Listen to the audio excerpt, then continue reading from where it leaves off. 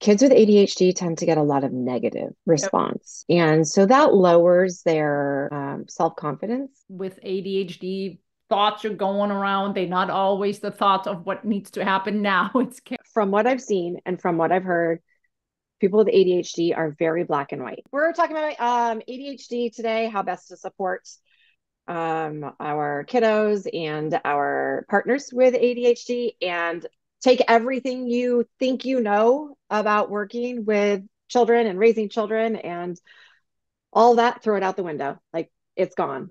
Just there are new things that we have to learn, and we need to meet all of our loved ones where they're at.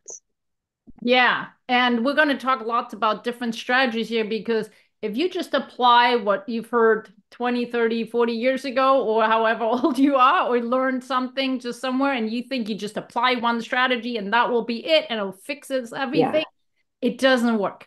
It absolutely doesn't work. It takes a whole lot more, and we're going to dive into that in this episode. Yep. And I'm Heike Fallon. I'm a personal performance coach, and I help my clients with their self-leadership. And this falls right into that realm. I don't have firsthand loved ones with ADHD, but I do have clients that try to manage the ADHD. And so it's part of self-leadership. And so we've done another episode on that. So check that out on ADHD in general. But this episode is really about how to support somebody Mhm. else with ADHD. And I got Shannon with me. Yeah. Hi, Shannon Passalacqua. I too am a certified high performance coach, and I help women heal after miscarriages. And I'll dive in because I am surrounded with people with ADHD. Apparently, my husband probably has it. I'm not quite sure if I do, but my son definitely does. And I have to, I have three children. Um, one definitely with ADHD, and the way that I raise them is completely different from each other and from how I was raised and from how I was taught as a special ed teacher. Like, Yeah. the tools that I learned as a special ed teacher don't always work in my household. There are Yeah. some tools that I have definitely implemented, but there are some things that I'm like, that that's not working with my own kids, and it's not working with my husband, and I need to learn some more. I also want to be crystal clear. We are not doctors and we are not ADHD specialists. We're taking our knowledge from what we've lived through. From I've done a lot of research on it just so I could best support my family. Um, Yeah. and there's a lot of tools that need to be taken into account, and sometimes one will work and others, sometimes it won't. It's got a Yeah. lot to Yeah, my yeah. background comes more from the brain-based approach. So knowing a little bit more of neuroscience and how different things affect different situations that are going on with the brain. So that's where I come in. But again, we're not specialized in ADHD. Always consult your doctor, your therapist, and to implement things. This is purely to give you new perspective on what you can do to support your loved one and give you maybe a new idea too of how to approach it. But always, yes, make sure to check with Well, your and I think also encourage you to do more research into it, because I believe that most of us were raised in a certain type of environment where you need to follow these rules and you're going to follow my rules, and that's how things are going to go. And that's not how it is with kids with ADHD.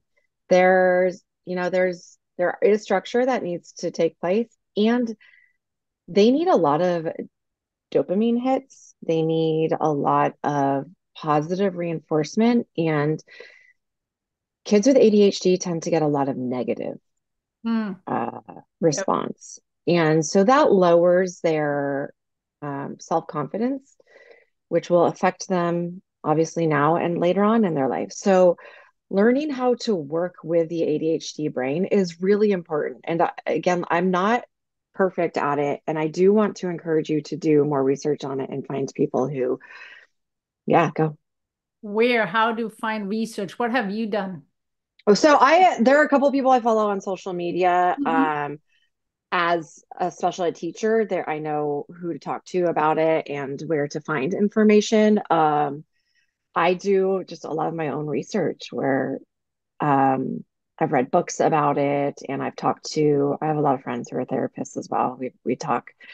Um, So I think one, finding professionals, finding yeah, we books had online.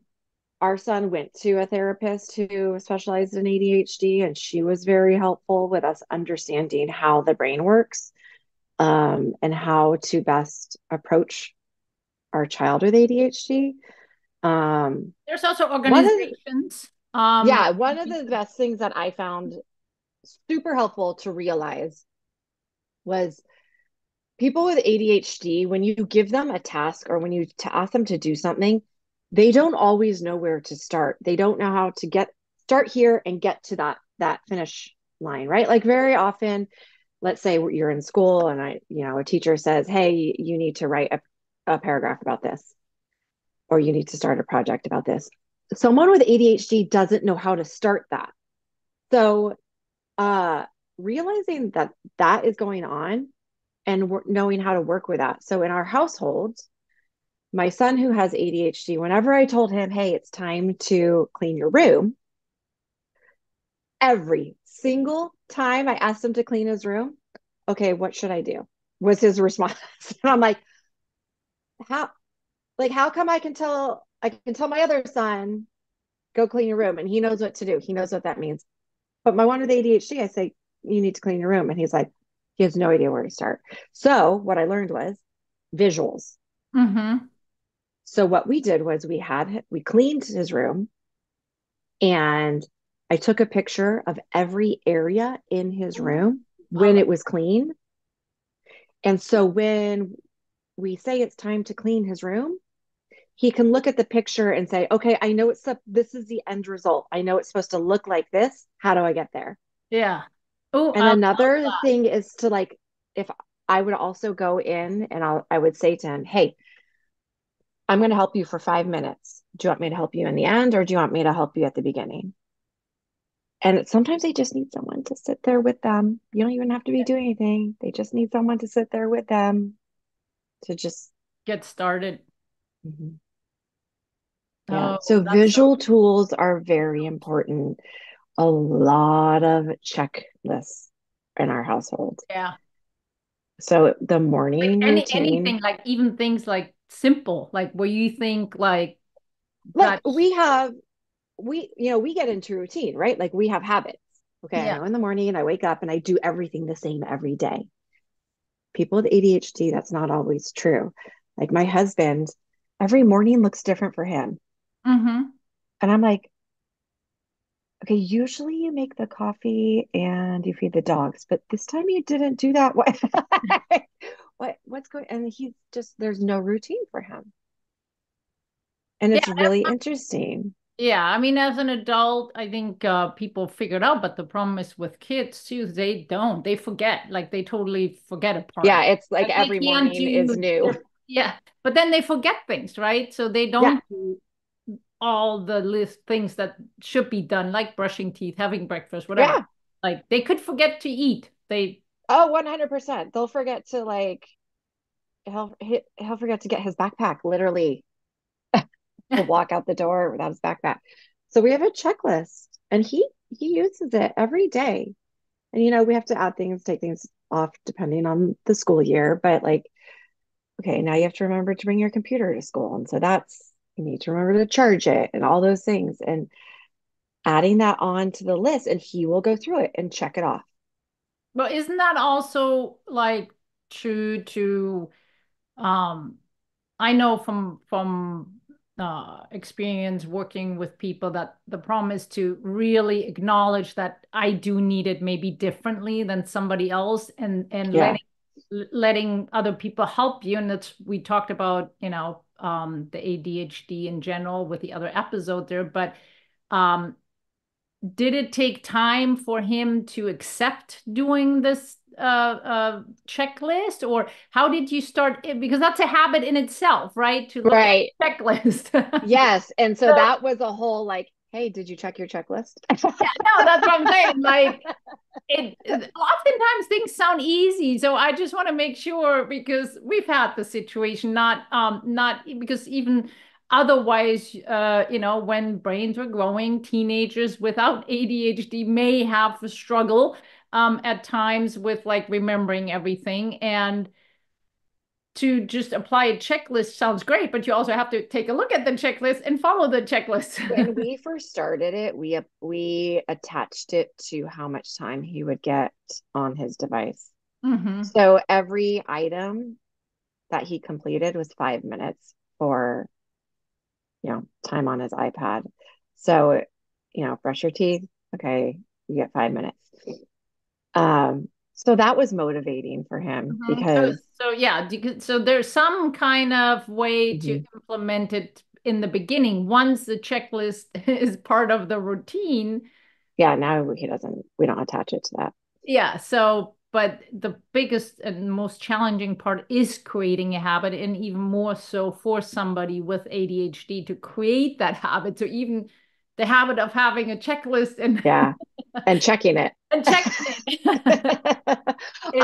And you know what? I've had to do it with my husband as well because if I'm out of town, I usually am the one who's like getting everyone. I have to be the person who's, got all the checklists in my head. But I do myself, even though I don't have ADHD in the morning, I am having my list of things that need to be doing certain checklists there as well. So But my husband will forget it all if I'm out of town. It's like it just goes out. It goes out the window. And so we've had to sit down and say, okay, when I'm out of town, let's make a checklist of what needs to happen. yeah, yeah. Which, like I said, checklists are good things to do, no matter for anyone. Hmm. But you already mentioned to like a structured environment, and I think helping to support to create a structured environment, because we know too from a science perspective that if your room is a full clutter, if your desk is a full clutter, if you have clutter everywhere, and your brain can't focus as well. If everything around you is already kind of messy, then it's much harder to actually focus because there's way too many possibilities for distractions. And having for example, cleaned up room or having in general better structure helps also the brain to and our thinking process to be more structured. Hmm. I I agree with that. It's interesting that the ones with ADHD, the structure is not there, and so it's making sure that they they implement it. And those are things that he's had to learn in school, Mm-hmm. um, because it's they don't see it. Their brain is they don't see a mess. They don't see what needs to be, you know, put in place. Um, when it comes to school, I think one of the most important things is realizing that the school environment is not made for someone with ADHD. Yeah. And to acknowledge that with your child and say, hey, dude, like this environment is not created for someone like with your brain. And that's okay. Like we're gonna get through it, but the skills you have as someone with ADHD will will become handy later on in life, Yeah. right? Like I love these that. are these are usually the kids who have a lot of they're very inventive and they think outside the box, but that doesn't lend well for school. Now it's the cookie cutting system of school It does not is. fit that. And Yeah, no, and they and it's recognizing that and saying this, you don't have to get straight A's. It's not going to be perfect. But when you're working for a company or when you make your own company, because that's usually what's like, it's going to go well because yeah. they're so creative. And I think that's a good point to also bring in is to understand somebody isn't broken just because they're different. as the one supporting too. Like we're all unique. We all have Yeah. strength. We all have things that we need to work on. Everybody different. And ADHD is just a very different defined situation, but Hmm. they they're not broken. They have strength. We need to just support them really on the parts where they may have more struggle due to on how our system is. Like Yeah. the Our school. society is like based off of a certain way, right? Yes. Things are And supposed to be so, done a and certain way. it's just because it doesn't fit in that system. Right.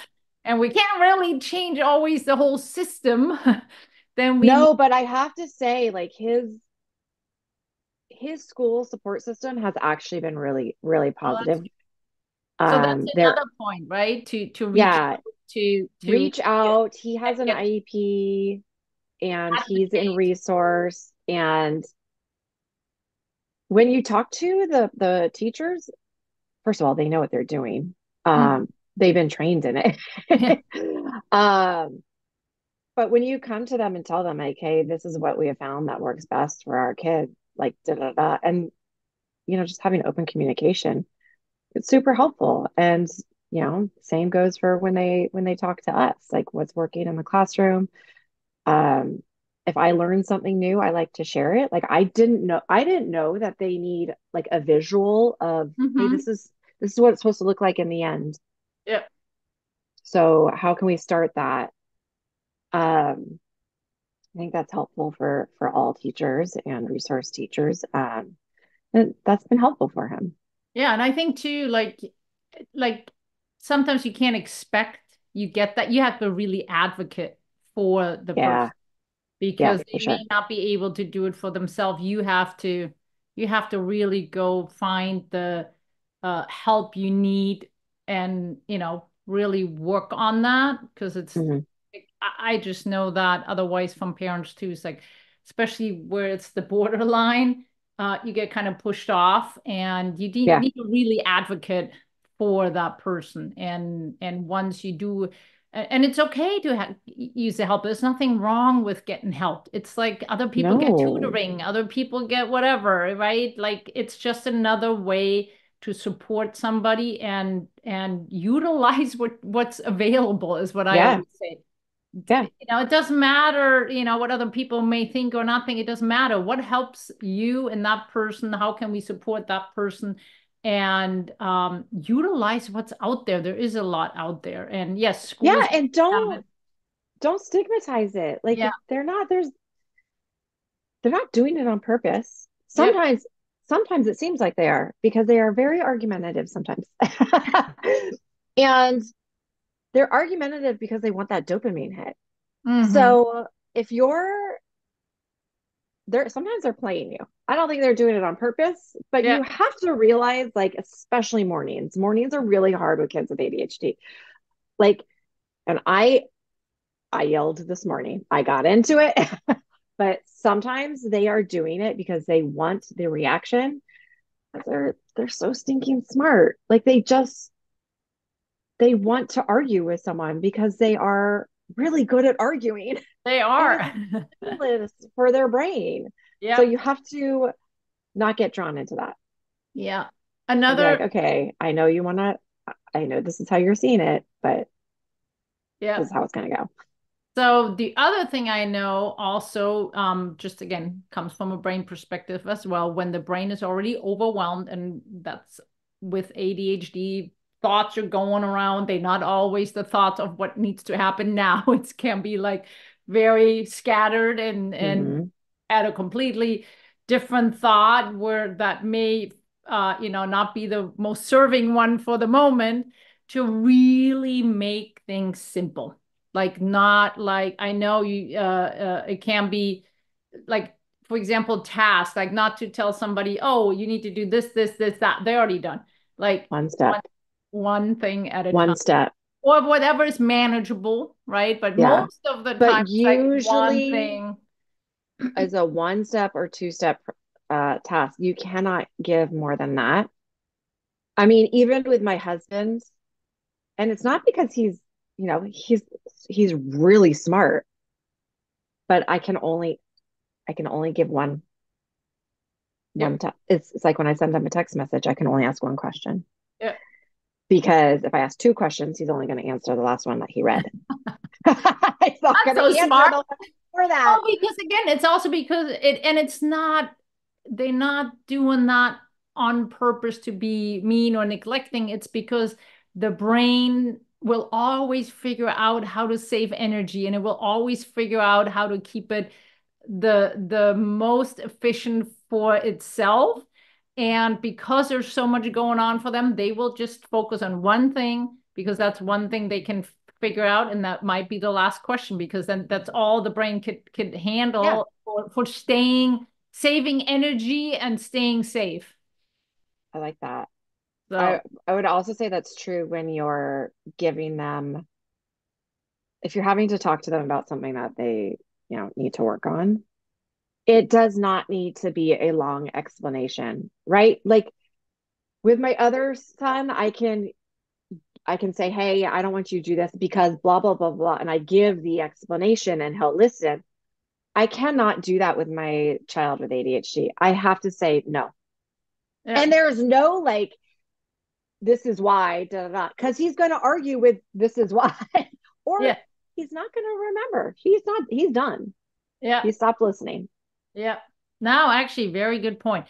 I know we've talked about this before, but encouraging physical activity, physical movement Yeah, is just so important. So yeah, encouraging physical activity, no matter what age, kids, adults, whatever, if you're the supportive system for that person, encourage physical activity, do it with them, mhm, be more active, or otherwise encourage them. But physical activity is just vital for yeah, anybody, but particularly for people with ADHD. And sleep and diet. always. Fundamental things. So we can support loved ones and or people with like the ones around us that do need that support on, if we're the ones grocery shopping, for example, don't buy certain things, just don't have them in the house, or Yeah, in some cases, role modeling. So I know, other parents role modeling by, not going, oh, you shouldn't eat that much sugar, but I'm going to eat it all, like yeah, really yeah. role That's modeling and being part of it. um, and also taking care of yourself because Yeah, as someone who's supporting someone with ADHD, it can be really draining. And if you aren't taking care of yourself, your temper can you're going to get tired and you're going to get yep, frayed and it's hard. It is stressful because you're reteaching yourself how to work with how to raise kids with ADHD or how to be a good partner to someone with ADHD. And so there is a lot of, okay, me having to step back and one, remind myself, mm-hmm. okay, this is why. Again, they're not doing it to annoy me, though it feels like they're doing it to annoy me. They are not doing it to annoy me. And so just taking care of yourself and making sure that you're giving yourself a break too. Like Absolutely, if you because need to go out, it then is go not walk easy. walk around the block. Take a Yeah, break before you start yelling. it's not easy, 100%. The journey is not easy. There are definitely low points, there are high points, and it's not always easy. And it's not always easy to show up as our best self, Mhm. 100%. So we need to, as a support system, first Yeah, take talk care of to people ourselves. around you. There are people around you they're so informative. And you have Either a group, just right? You release have your stress or talk to people like a therapist. Yeah, and yeah, have your own therapist, but also I know you have a group of parents that are in similar situation that Yeah, that is a support system. So um pay attention to what you need and then applying that to your lifestyle, whatever it yeah, is. And but it's not selfish and it's not an easy journey. Taking care of yourself is so important. it really Um is. Now there's also a few other things. So I don't know, for sure boundaries, right? It's like how we, like you said, set clear expectations and boundaries. So like you said, okay, what the expectation is the room looks like this, right? This Yeah, is the end product. So being very clear. I love that idea of the visual there. Um, and boundaries too, like exactly clear, no, like this is it. they have to be very clear because from what I've seen and from what I've heard, people with ADHD are very black and white. Hmm. There's like this gray area that a lot of us live in. There's no gray area. It's black or white. So when we're, you know, giving information or saying no to something, it's no. Yeah. Yeah. It isn't, It well, sounds harsh, maybe. but it's needed. It is Yeah. needed. And it also helps them to think of it more as, like I always see, more like guardrails, right? Like Yeah. like in a bowling alley, you got those Yeah. rails. Yeah. Yeah. It Yeah. keeps you Yeah. on track. Yeah. And they need Right? It that. keeps them on track, and they need that rail. They need the rail to hit the target. Yeah. And if those rails aren't there, it's a very high chance it derails. Well, and there's a lot of like I try to preemptively prepare Hmm. him. Like, okay, well, today we're going to be doing this, and this is what's going to happen Yep. because he will ask a lot of questions. And so I try to give him all the information beforehand. This is actually a really important one, also, again, from a brain perspective, because our brain tries to make sense of the world, right, around us, and constantly tries to predict what's going to happen. And they need more information to predict better. That uncertainty is very, very challenging for somebody with ADHD. So giving them Mm, ahead of time the rundown, what's going to happen, how's that going to look like, um, so they can their system has some more information coming in, yeah. so it's not perceiving things immediately as a threat and turns into a stress response. And that comes to the next one too, is I know a lot of my clients, they really, really benefit from relaxation techniques, mindfulness or meditation techniques. Mm, There's lots of different options out there. I always recommend different apps. There's, for guided meditation, but calming the system down, because it's so much input that oftentimes we need to kind of get less input and just really focus on breathing and calming the nervous system down on a regular basis, not mhm. just occasionally, but literally daily, has been really helpful for That's clients good that to know. of I mine. need to do that. Yeah, the support, the one that supports as well, the ones in. You're right, exactly. No, I need to do that with him. And I like we used to during COVID, and I haven't done it as much. So Yeah, yeah, yeah. No, that I think is yeah, super important. Um, I think this was awesome. I think there were so yeah. many good things. I don't know. Yeah, Did we there's a lot miss to one? talk about with ADHD. I'm sure I missed a lot, but if we come up with something, we'll Well, just if make another anybody has episode. questions, please put it in the comments. We'll answer. Absolutely. Yeah, But definitely. hopefully this gave new perspective, highlighted it a little bit more for somebody who supports someone else with ADHD, and just know it's a journey that's not ending, and it comes with its ups and downs, and it's terrible when we feel down and we feel we're failing and not doing well.